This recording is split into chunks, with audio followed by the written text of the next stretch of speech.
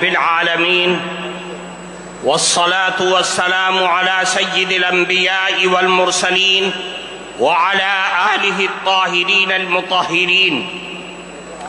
أما بعد، فقد قال النبي صلى الله عليه وسلم: أدبوا أولادكم على 3 خصال: حب نبيكم وحب أهل بيته وتلاوة القرآن، أو كما قال رسول الله صلی اللہ علیہ وسلم.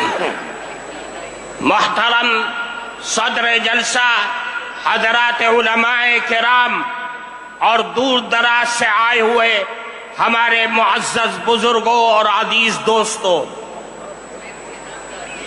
جمعیت علماء ہند کے تمام اغراض و مقاصد کو اگر کسی سانچے میں ڈھالا جا سکتا ہے تو 3 چیزیں نکل کر کے سامنے آتی ہیں جس پر جمعیت علماء کی یہ بلند و بالا عمارت قائم ہے: نظام تعلیم اور نظام تبلیغ اور اصلاح معاشرہ. اصلاح معاشرہ جمعیت علماء کے بنیادی کاموں میں سے ایک کام ہے. آج پورے ملک سے لوگ آئے ہوئے یہاں پر بیٹھے ہوئے ہیں. حضرت صدر محترم کے حکم سے جمعیت علماء ہند کی طرف سے اصلاح معاشرہ کا نظام چلایا جاتا ہے. آج اس مستند اسٹیج سے آپ سب حضرات کو اصلاح معاشرہ کے سلسلے میں وہ بنیادی نقوش دیا جا رہا ہے کہ جس پر چل کر کے اصلاح معاشرہ اور ملک کے اندر پھیلنے والے ارتداد کی ساری لہریں ختم اور خاک میں مل سکتی ہیں. وہ بنیادی چیز یہ ہے کہ اصلاح معاشرہ سماج اور سوسائٹی کے اندر بھلائی اور بہترین نسل انسانیت پیدا ہونے کا واحد راستہ یہ ہے کہ ہم سب مل کر کے اپنی اولاد کی صحیح اور شرعی اعتبار سے تعلیم اور تربیت کریں. اگر ہم اپنی اولاد کی تربیت صحیح انداز میں کریں گے تو یاد رکھیے سماج میں پھیلنے والی تمام خرابیاں وہ سب کے سب ختم ہو جائیں گی. اللہ کے نبی جناب رسول اللہ صلی اللہ علیہ وسلم نے ارشاد فرمایا: ادبوا اولادکم علی 3 خصال. اے لوگوں، اپنی اولاد کی تربیت کرو اور 3 عادتوں کی طرف متوجہ کرو اور 3 عادتیں ان کے اندر پیدا کرو. سب سے پہلی چیز یہ ہے کہ اللہ کے نبی نے فرمایا اپنی اولاد کے دلوں میں، ان کے ذہنوں میں، ان کے رگ و ریشے کے اندر بچپن ہی سے رسول اللہ کی محبت پیدا کر دو، اللہ کے نبی کی محبت پیدا کرو اور اپنی اولاد کو بتلا دو کہ سب کچھ لٹ سکتا ہے، سب کچھ کا ساری چیزوں کا سودا کیا جا سکتا ہے، لیکن رسول اللہ کی محبت کا سودا ہرگز نہیں کیا جا سکتا ہے.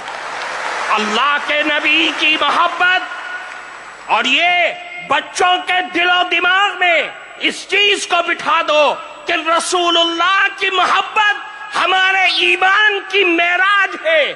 کمال ایمان کا مدار رسول اللہ کی محبت پر ہے. میرے بھائیوں، اللہ کی نبی کی محبت دنیا اور آخرت کی دولت ہے.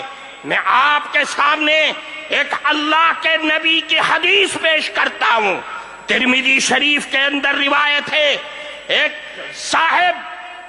گاؤں کے ایک صحابی اللہ کے نبی کے پاس آئے اور فرمایا: اے اللہ کے نبی، متی الساعہ، قیامت کب آئے گی؟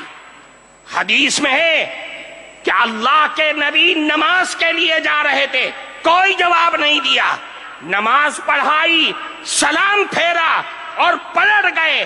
فرمایا: من السائل، کون ہے سوال کرنے والا جو یہ سوال کر رہا تھا کہ قیامت کب آئے گی؟ سوال کیا تھا کہ قیامت کب آئے گی؟ اللہ کے نبی نے پلٹ کر کے ان سے سوال کیا کہ یہ بتلاؤ کہ ما عادت لہا، تم نے قیامت کے لیے تیاری کیا کر رکھی ہے؟ وہ صحابی تھے، صحابی کے جو دل میں ہوتا ہے وہی زبان پر ہوتا ہے۔ صحابی نے کہا اے اللہ کے نبی، ما عادت لہا لا کبیر صلاۃ ولا صوم الا انی احب اللہ ورسولہ۔ اے اللہ کے نبی، میرے پاس کوئی نمازوں کا پٹارا نہیں ہے، روزوں کا انبار نہیں ہے، لیکن ایک دولت میرے دل میں بس رہی ہے کہ میں اللہ اور اس کے نبی سے بے پناہ محبت کرتا ہوں۔ اللہ کے نبی نے فرمایا اے لوگوں، یہ اللہ کے نبی کا جواب لے کر کے یہاں سے جانا۔ اللہ کے نبی نے فرمایا کہ اے سوال کرنے والے سنو، قیامت تک آنے والی نسل انسانیت سنو۔ فرمایا المرء مع من احب وانت مع من احببت۔ یاد رکھو، آج دنیا میں جو آدمی جس سے محبت اور دل کا لگاؤ پیدا کرے گا، قیامت کے دن بھی وہ اسی کے ساتھ اٹھے گا، اور تم نے جس سے محبت کا دعویٰ کیا ہے قیامت کے دن بھی تم اسی کے ساتھ ہوگے۔ اس حدیث کے راوی حضرت انس رضی اللہ تعالی عنہ فرماتے صحابہ کرام اس جملے کو سن کر اتنا خوش ہوئے کہ میں نے اسلام کی زندگی میں کبھی بھی صحابہ کرام کو اتنا خوش ہوتے ہوئے نہیں دیکھا تھا۔ میرے بھائیوں، رسول اللہ کی محبت ہمارے لیے بنیاد ہے۔ ہم سب کچھ لٹا سکتے ہیں، لیکن رسول اللہ کی محبت کا جنازہ، اس کا ایک حرف بھی اپنے دل سے نکال نہیں سکتے، اپنی زندگی سے نکال نہیں سکتے۔ فرمایا دوسری چیز، اہل بیت کی محبت، بچوں کے دل میں رسول اللہ کے گھر والوں کی محبت ان کے دل کے اندر ڈال دو۔ یہ پیدائش کے بعد سے جب بچہ ہوش سنبھالے کہ جس کے بارے میں اللہ کے نبی نے فرمایا افتحوا، سب سے پہلا کلمہ فرمایا کہ لا الہ الا اللہ ان کی زبان سے کلواؤ، اور قیام اور موت کے وقت لا الہ الا اللہ کی تلقین کرو۔ پھر فرمایا آخری چیز وہ تلاوت القرآن الکریم، قرآن کریم کی تلاوت، قرآن کریم کے الفاظ سے محبت، قرآن کے حلال کو حلال اور قرآن کے حرام کو حرام اپنے بچوں کی زندگی کے اندر بھر دو کہ میرا قرآن، میرا اللہ مجھے یہ کہتا ہے، مجھے اس بات کی دعوت دیتا ہے۔ میرے بھائیوں، قرآن ہماری زندگی کا دستور ہے، قرآن ہمارا آئین ہے، آئین شریعت ہے۔ قرآن کو لازم پکڑنا ہوگا۔ یہ جمعیت علماء کے اسٹیج سے آپ کو دعوت دی جا رہی ہے۔ اللہ کے نبی نے فرمایا الا انہا ستکون فتنہ، اے لوگوں آگاہ ہو جاؤ، فتنے آئیں گے، آزمائشیں آئیں گی، بلائیں آئیں گی، دنیا کی بھی آئیں گی اور آسمانی بھی آئیں گی۔ صحابہ کے کلیجے ہل گئے۔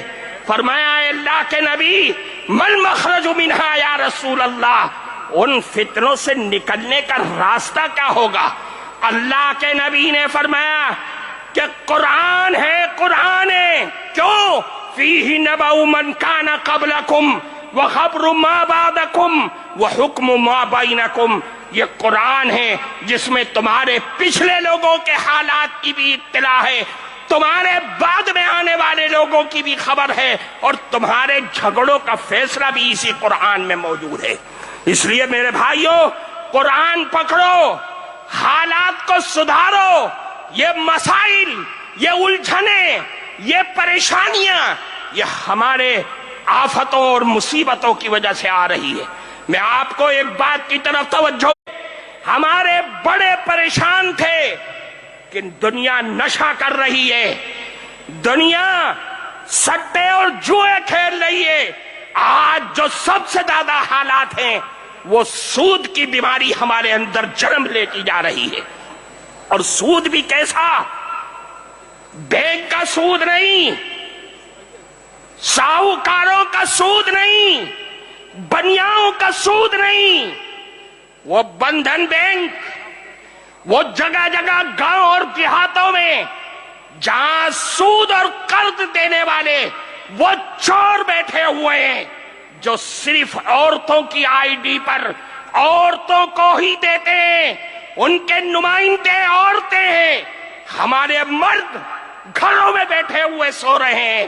میرا کون سا کلیجہ ہے، کون سا ہمارا دل ہے جو اس بات پر راضی ہوتا ہے کہ میری جوان بیٹی، میری جوان ماں، میری جوان لڑکی ان غیروں کے آفسوں میں جا کر کے قرض لے کر کے آتی ہے اور میں سارے ہفتے اس قرض کی قسط چکانے میں لگ جاتا ہوں۔ میری عورتیں بیگانہ ہو گئی، بیوی میری ہے لیکن اس کے آفسوں میں وقت گزار رہی ہے۔